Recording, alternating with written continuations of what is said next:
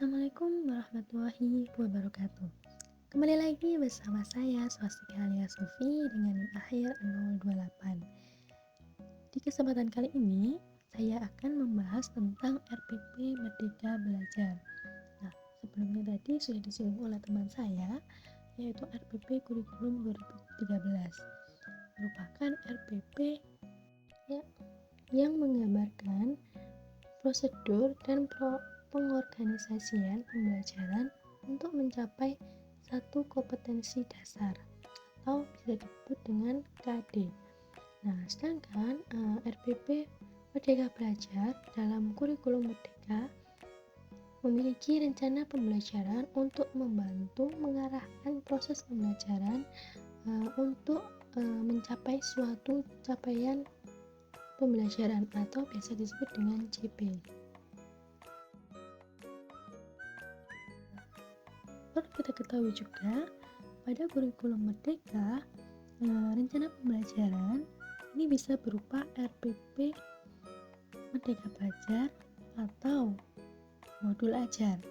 Nah, apabila guru telah menggunakan atau membuat modul ajar, maka guru tidak perlu membuat RPP. Kenapa?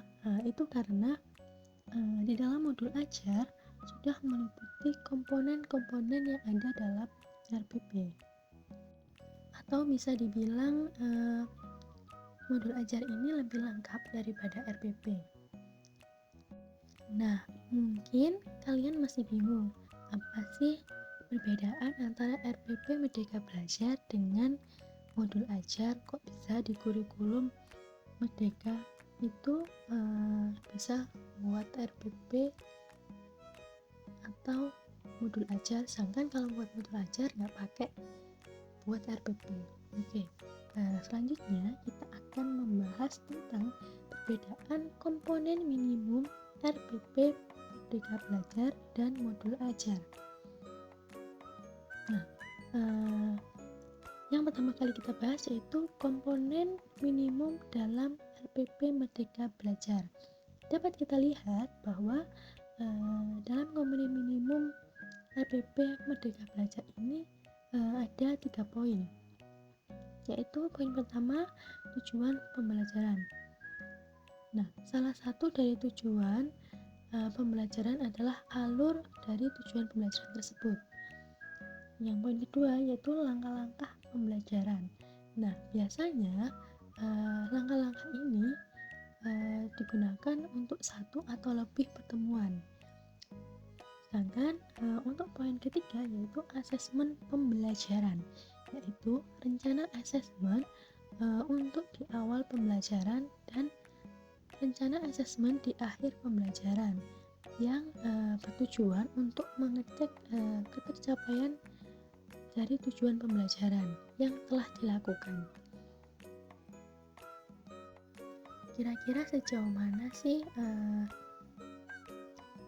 ketercapaian dari tujuan pembelajaran yang telah dilakukan selama ini? Apakah sudah tercapai atau masih belum memenuhi tujuan dari pembelajaran tersebut? Nah, sedangkan selanjutnya yaitu komponen minimum dalam modul ajar. Nah, tadi kan kalau di RPP Merdeka Belajar itu ada 3 komponen minimum. Nah, sedangkan di modul ajar ini ada 5 poin. Nah, yang pertama yaitu tujuan pembelajaran. Ini masih sama, yaitu salah satu dari tujuan dalam alur tujuan pembelajaran. Yang kedua adalah langkah-langkah. Nah, langkah-langkah ini biasanya untuk satu tujuan pembelajaran dicapai dalam satu atau lebih pertemuan. Ini juga hampir sama dengan RPP Merdeka Belajar. Yang poin ketiga yaitu rencana asesmen untuk di awal pembelajaran serta instrumen dan cara penilaiannya. Nah, jika tadi di poin 2 itu di poin 3 itu asesmennya nggak ada instrumen, sedangkan kalau di modul ajar itu ada instrumen dan cara penilaiannya. poin keempat yaitu rencana asesmen di akhir pembelajaran untuk mengecek ketercapaian tujuan pembelajaran beserta dengan instrumen dan cara penilaiannya. Nah, sedangkan untuk poin yang kelima yaitu media pembelajaran yang digunakan. Nah, ini misalnya itu seperti bahan bacaan yang digunakan oleh siswa dan guru, terus lembar kegiatan, terus video pembelajaran atau video kegiatan, atau bisa juga situs web yang perlu dipelajari peserta didik. Nah, biasanya kan guru menjelaskan di kelas, namun terkadang guru juga meng-share atau memberikan link YouTube atau link Google Drive untuk siswa ini agar bisa belajar lagi dari video atau link tersebut yang membuat siswa ini menumbuhkan rasa keingintahuan. Jadi walaupun mereka di rumah, mereka akan tetap belajar. Nah, dari dua komponen minimum tadi bisa kita lihat bahwa komponen minimum dalam RPP lebih sederhana dan lebih terfokus untuk mendemonstrasikan rencana. Sedangkan dalam modul ajar, perencanaan dilengkapi dengan media yang digunakan, termasuk juga dengan instrumen asesmennya. Nah, adapun komponen modul ajar yang lebih lengkap dari komponen minimum. Tadi kan dijelaskan komponen minimum RPP dan komponen minimum modul ajar. Kan masih minimum. Nah, ini apa sih isinya komponen dari modul ajar gitu kan. Nah, di sini saat selanjutnya saya akan membahas tentang komponen modul ajar secara lengkap. Yang pertama itu adalah ada informasi umum, terus komponen inti dan lampiran. Nah, di informasi umum ini terdapat beberapa komponen dan informasi dasar yang dalam modul ajar ini diantaranya yang pertama identitas sekolah. Nah, di depan cover modul itu biasanya ada identitas sekolah, terus ada alokasi waktu pembelajarannya, tahun penyusunan modul ajar, jenjang sekolah kayak misalnya SD, SMP, SMA gitu. Terus ada kelas yang dituju kayak kelas 9, kelas 7, kelas 10 gitu. Terus ada identitas modul yang berisikan itu nama penyusun atau institusi. Poin kedua yaitu kompetensi awal. Nah, di bagian ini guru menjelaskan tentang pengetahuan atau keterampilan yang perlu dimiliki oleh siswa sebelum proses pembelajaran dilakukan.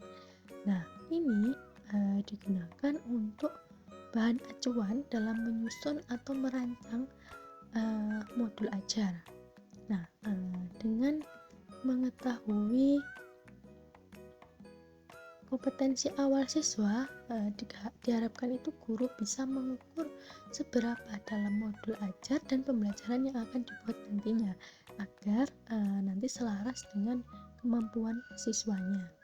Nah, selanjutnya yaitu pada poin 3 yaitu profil pelajar Pancasila. Nah, dalam pembelajaran guru perlu menentukan profil mana yang sesuai dengan materi pembelajaran. Kemudian profil tersebut akan diimplementasikan dalam metode pembelajaran siswa. Nantinya diharapkan profil pelajar Pancasila ini bisa diaplikasikan dalam kehidupan sehari-hari. Poin keempat yaitu sarana dan prasarana. Nah, dalam proses pembelajaran sarana dan prasarana ini sangat dibutuhkan,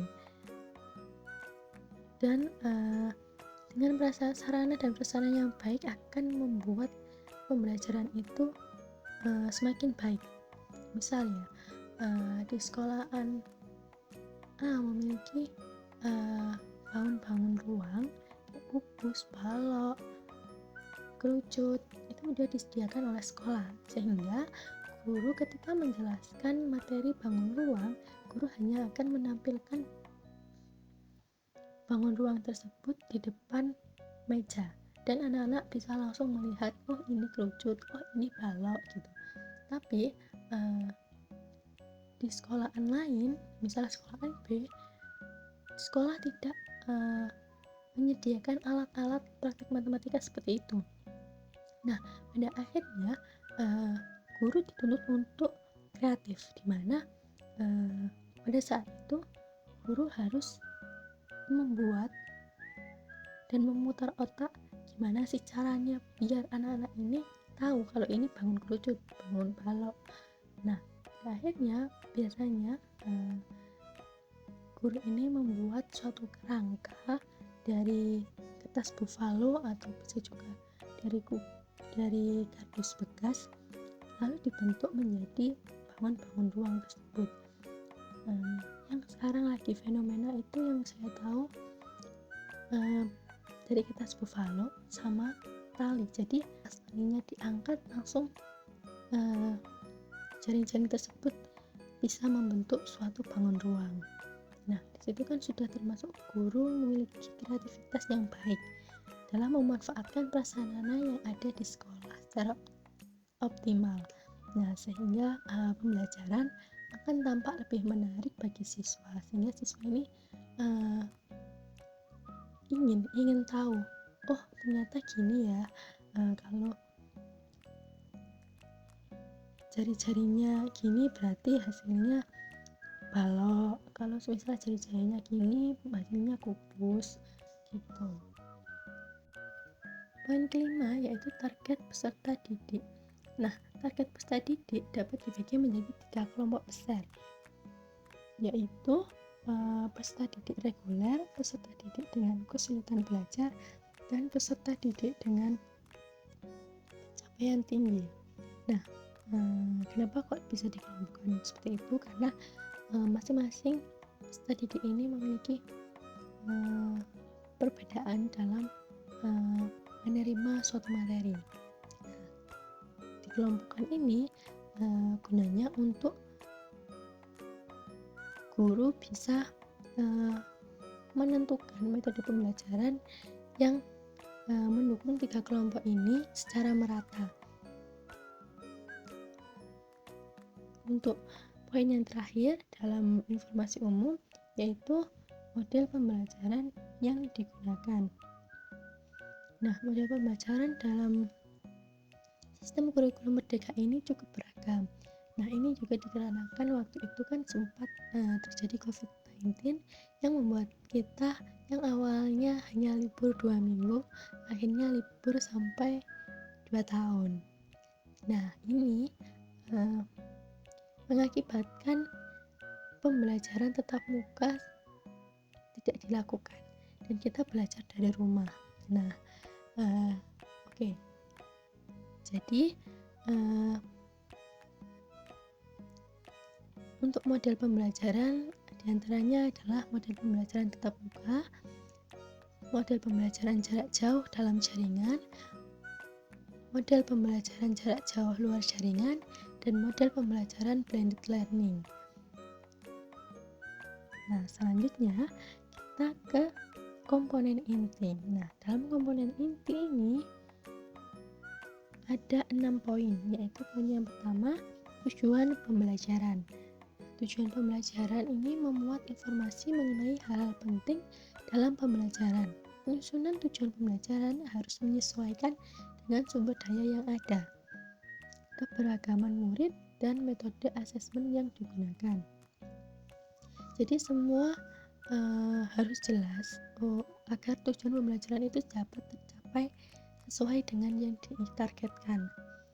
Poin kedua yaitu pemahaman bermakna. Nah, guru harus memuat informasi mengenai manfaat yang akan diperoleh siswa setelah mengikuti proses pembelajaran. Nah, yang diharapkan nantinya setelah pembelajaran berlangsung itu siswa dapat mengaplikasikan hal-hal tersebut dalam kehidupan sehari-hari. Nah, oke, selanjutnya yaitu poin ketiga, pertanyaan pemantik. Nah, pertanyaan pemantik ini diharapkan dapat menjadi sarana yang menumbuhkan rasa ingin tahu dan kemampuan berpikir kritis pada siswa. Nah, pertanyaan pemantik ini disusun oleh guru juga harus secara relevan dengan tujuan pembelajaran yang diharapkan. Selanjutnya yaitu poin keempat, yaitu kegiatan pembelajaran. Nah, kegiatan pembelajaran perlu dijabarkan secara runtut dan rinci dalam modul ajar. Nah, umumnya kegiatan pembelajaran ini dibagi menjadi 3 tahap, yaitu tahap pendahuluan, tahap inti, dan tahap penutup. Nah, di setiap tahap dilakukan dengan basis mode pembelajaran aktif, di mana ketika guru ini menerangkan, maka siswanya juga harus aktif menjawab apa yang ditanyakan oleh guru dan aktif bertanya apabila ada yang belum difahami. Nah, selanjutnya yaitu asesmen. Nah, asesmen sendiri ini ditujukan untuk melihat seberapa paham siswa dalam materi pelajaran. Nah, ada 3 bentuk asesmen yang dapat diberikan kepada siswa, yaitu yang pertama asesmen diagnostik. Nah, asesmen diagnostik ini diberikan sebelum pembelajaran dimulai. Sedangkan yang kedua yaitu asesmen formatif yang diberikan pada saat proses pembelajaran berlangsung. Yang terakhir adalah asesmen sumatif yang diberikan di akhir proses pembelajaran. Poin keenam yaitu pengayaan dan remedi. Pengayaan dan remedi dilakukan untuk memenuhi kebutuhan siswa. Jadi siswa dengan capaian tinggi dapat dihimbau untuk mengikuti pengayaan. Dengan begitu, potensi siswa dapat berkembang secara optimal. Sedangkan siswa yang memerlukan bimbingan tambahan dapat dibantu melalui adanya remedial. Nah, sehingga siswa memiliki waktu tambahan untuk memahami materi yang diberikan. Selanjutnya yaitu lampiran. Nah, di dalam lampiran ini biasanya terdiri dari lampiran kerja peserta didik, bahan bacaan guru dan peserta didik, glosarium, dan daftar pustaka. Oke, selanjutnya yaitu cara menyusun RPP Merdeka Belajar. Nah, ada 3 tahapan penyusunan RPP atau modul ajar dalam kurikulum Merdeka, yaitu yang pertama mengidentifikasi hasil yang diharapkan. Nah, penyusunan RPP dimulai dari mengidentifikasi hasil yang diharapkan oleh guru. Nah, mulai dari standar kompetensi dasar, indikator, dan tujuan pembelajaran. Nah, dengan cara mengidentifikasi hal ini di awal, maka diharapkan proses pembuatan modul ajar akan menjadi lebih mudah bagi guru, karena guru sudah tahu di awal apa yang harus mereka buat untuk modul ajar, sehingga akan relevan dengan kemampuan siswa. Yang kedua yaitu menentukan tolak ukur. Nah, setelah tujuan pembelajaran ditetapkan, guru perlu menentukan bukti atau tolak ukur yang dapat diterima. Nah, tolak ukur ini akan menjadi acuan untuk melihat seberapa pemahaman peserta didik dan sebagai acuan untuk pembuatan asesmen di akhir pembelajaran nantinya. Poin yang terakhir yaitu merencanakan pembelajaran. Nah, langkah ini juga merupakan langkah inti dan paling penting dalam menyusun sebuah modul ajar. Nah, penyusunan pembelajaran ini mencakup penentuan langkah-langkah kegiatan pembelajaran hingga instruksi yang akan digunakan dalam suatu pembelajaran.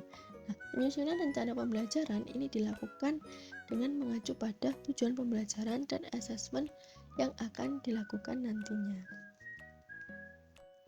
Nah, selanjutnya yaitu contoh RPP Merdeka Belajar dan modul ajar. Nah, bisa kalian lihat di sebelah kiri itu merupakan RPP Merdeka Belajar, dan di sebelah kanan yaitu merupakan modul ajar.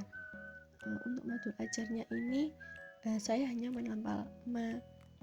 menampilkan covernya saja, karena jika memang ditampilkan semuanya itu akan banyak sekali, dan untuk modul ajarnya akan dijelaskan oleh teman saya. Dan bisa kalian lihat juga kan tadi di RPP Merdeka Belajar itu ada 3 poin, yaitu tujuan, terus kegiatan pembelajaran, dan penilaian. Nah, sekian dari saya. Apabila banyak sekali kurangnya, saya mengucapkan mohon maaf dan terima kasih. Sampai jumpa di lain kesempatan. Wassalamualaikum warahmatullahi wabarakatuh.